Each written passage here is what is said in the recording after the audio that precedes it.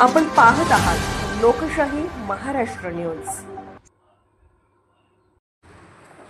संभाव्य पूर परिस्थितीवर आंतरराज्य समन्वय बैठक, पूर व्यवस्थापनासाठी ठोस योजना आखण्याचे नियोजन।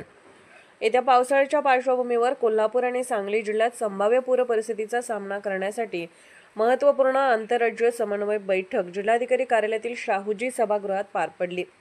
या बैठकीत महाराष्ट्रातील सांगली तसेच कर्नाटकातील बेळगाव आणि विजापूर या पूरप्रवण जिल्ह्याच्या प्रशासनांनी दूरदृश्य प्रणालीद्वारे झालेल्या बैठकीत एकत्र येऊन पावसाळ्यातील धोका कमी करण्यासाठी उपाययोजना व समन्वय यावर सखोल चर्चा केली।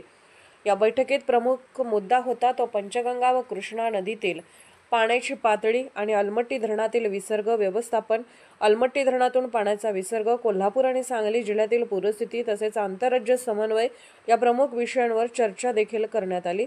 दोन्ही राज्यांमधील जलस्रोत विभाग, आपत्ती व्यवस्थापन यंत्रणा आणि जिल्हा प्रशासनाने एकत्र येऊन पूर व्यवस्थापनासाठी ठोस उपाययोजना आखण्याचे ठरवले।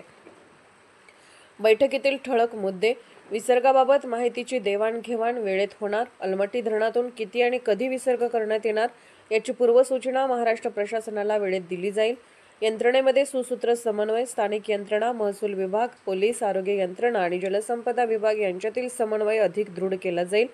या बैठकीत संभाव्य पूर परिस्थितीत प्रभावी निर्णय घेण्याच्या दृष्टीने अलमट्टी धरणातील जलपातळी 15 ऑगस्टपर्यंत 517.00 ते 517.50 मीटर दरम्यान राखणे, हिप्परगी बंधाऱ्याचे दरवाजे पूरकाळात उघडे ठेवणे, कोल्हापूर पद्धतीच्या बंधाऱ्यावरील पाणी अडवण्यासाठीचे दरवाजे पावसाळ्यापूर्वी काढून घेणे, नदीपात्रामध्ये पूल, बंधारे किंवा इतर बांधकामासाठी पाणी अडवण्यासाठी घालण्यात आलेले बांध काढून टाकणे। या बैठकीद्वारे दोन्ही राज्यातील प्रशासनांनी पूर परिस्थिती रोखण्यासाठी संयुक्तपणे आणि जबाबदारीने काम करण्याचा निर्धार व्यक्त केला। नागरिकांच्या सुरक्षिततेला प्राधान्य देत प्रशासन सज्ज असल्याचे स्पष्ट करण्यात आले। विशेषतः गेल्या काही वर्षात आलेल्या पूरपरिस्थितीचा अनुभव लक्षात घेऊन यंदाच्या वर्षी अधिक काटेकोर नियोजन आणि अंमलबजावणी यावर भर देण्यात येणार आहे।